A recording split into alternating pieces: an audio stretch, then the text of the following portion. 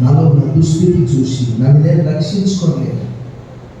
కాబట్టి నాకు ఒక రక్షకుడు కావాలి.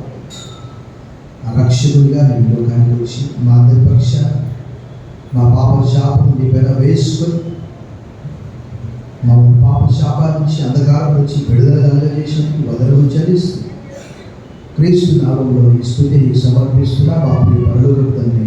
ఆమేన్.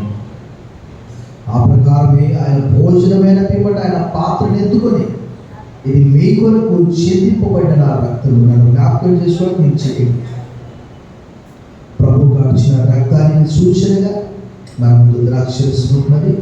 దాని కొరకు సోదరి దేవి ప్రార్థన చేస్తుంది.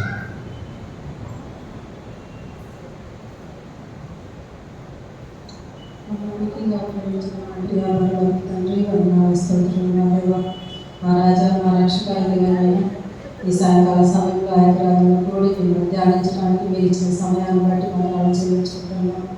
మా దేవ, మేము నీటి మందులని కాదు, కానీ మాకు ఏ విధి లేకపోయినటువంటి ప్రభా, మా కొరకు నాయన పరలోకం నుండి నాయన 2000 సంవత్సరాలకు పూర్వం మరి మా పాపం నుండి మోచించడానికి, మా శాపం నుండి మమ్మల్ని రక్షించడానికి నీవు శిలువలో బలి యాగమైన మా కొరకు కాచిన రక్తానికి సాదృశ్యమైన ద్రాక్షారసము పుచ్చుకుంటుండగా ప్రభా, మాలో ఉన్న లోటుపాట్లను మేము సరిచేసుకొని నాయన అవి ఇప్పుడే తీసివేసి నాయన నీ యొక్క ద్రాక్షారసము నాయన మేము పుచ్చుకొంటుండగా ప్రభా, మమ్మల్ని కడిగి పవిత్రం చేసి నీ పరలోక రాజ్య వాసులుగా చేసినందుకు వందనాలు చెల్లించుకోండి. ఈ మనము మా ప్రభువు రక్షకుడు యేసుక్రీస్తు నామములో అడిగి వేడుకుంటున్నాం తండ్రి.